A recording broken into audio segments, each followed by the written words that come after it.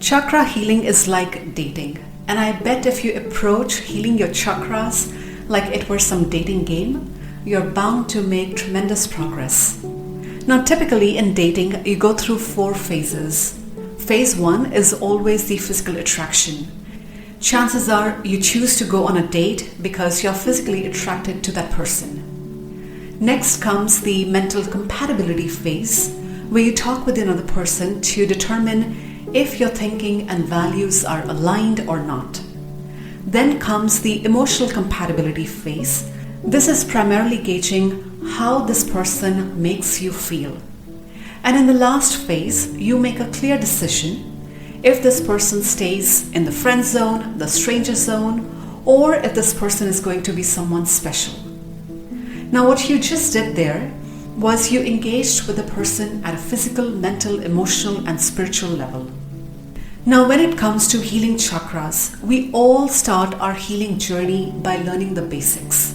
As in, what is the purpose of a chakra, what it feels like when it's balanced, not balanced, what gemstones, essential oils to use, which foods to eat, which mantras, mudras, and even yoga poses are going to help you balance your chakras.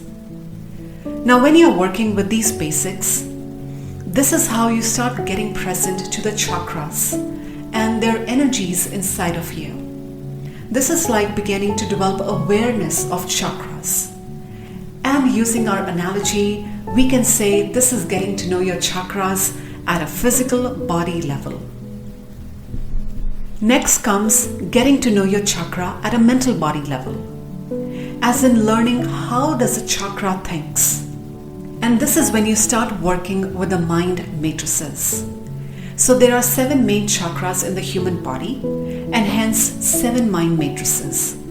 What this means is that if you want to know how the first chakra operates at a mental level, then you want to work with the subconscious mind.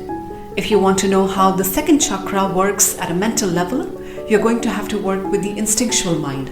For third chakra, it's the conscious mind, and after that, it's the astral mind, the archetypal mind, the celestial mind, and finally, for the 7th chakra, it's the etheric mind. Now, once you understand how these mental matrices work, the next phase is getting to know your chakras at an emotional body level. Meaning, what are the different emotional themes connected with different chakras? And this level of healing organically unfolds as you deep dive into the mind matrices. And finally, in the last phase, you are able to discern in real time which chakra needs rebalancing, how to synthesize polarities, and how to hone in on the frequency of neutrality. This is also when you start accessing out-of-the-box ideas, you start experiencing spontaneous joy, you engage in far less drama, and you can access inner peace no matter what is going on around you. And even when you lose balance, you can easily recenter yourself. You know, when I began my chakra healing journey, the first few months were great. I felt I was on top of the world because I was noticing all these inner changes and they felt great. And so I started spending even more time in meditation. But after a year or so, I hit a dead end because I was putting in a lot of effort, a lot of energy, but barely noticing any changes. And using the dating analogy, you can say I got stuck in phase 1, and boy, did I stay stuck there for very many years. But in my defense, I didn't know any better because everywhere I looked online for information on how to heal chakras, every single place told me the same thing. Just work with these basics. But I was already working with them and yet going in circles. So my breakthrough moment came when I had this realization, this dawning, that what if I saw each chakra as if it were a person, having its unique likes, dislikes, preferences, quirks like a person? What if each chakra had a mind of its own? And when I changed the lens through which I saw chakras, this is when the breakthroughs started unfolding for me. And so phase 2 was 1000% the linchpin in my journey. It took me very many years to break down this process, to map this process, and determine the individual components. As you can imagine, I made every single mistake along the way, and I learned from them. Now, there are probably hundreds of suggestions, do's and don'ts that I could give you on how to tread this path, but I'll save those for another video.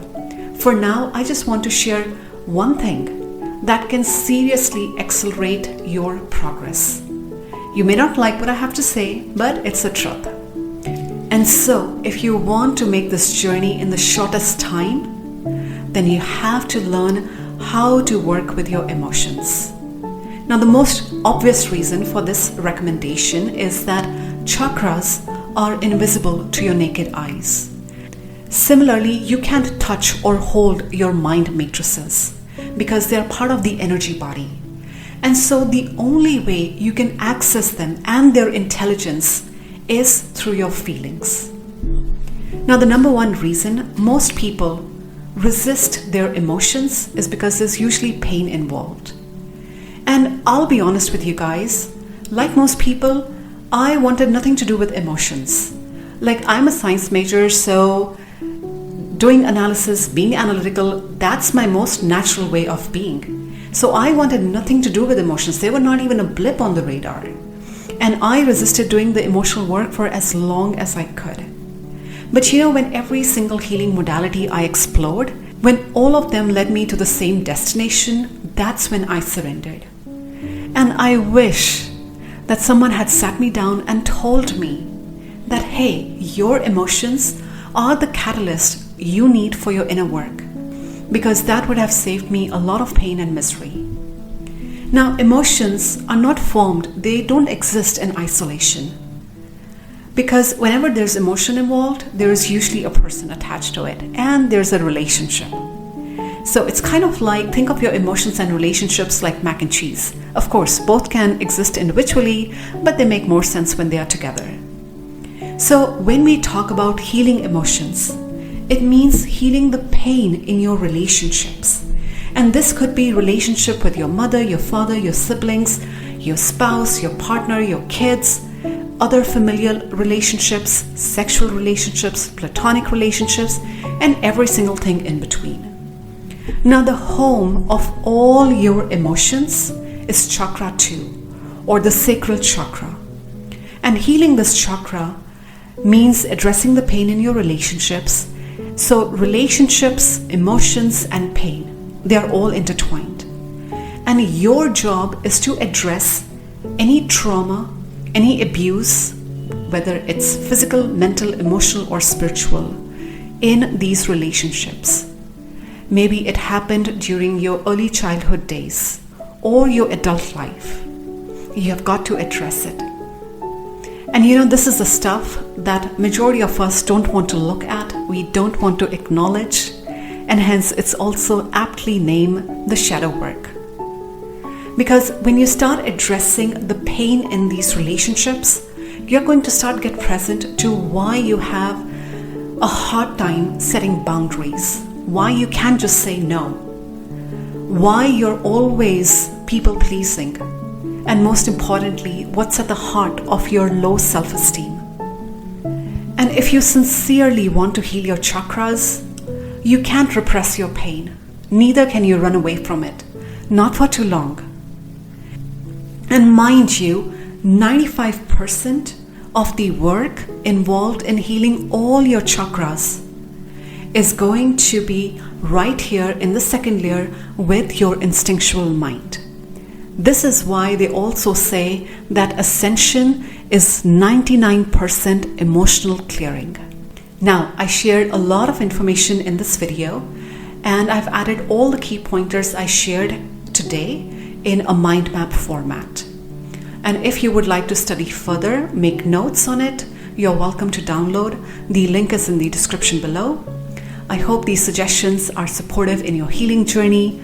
As always, please only take what resonates, discard all the rest. Thank you so much for your time, and I will see you in the next video.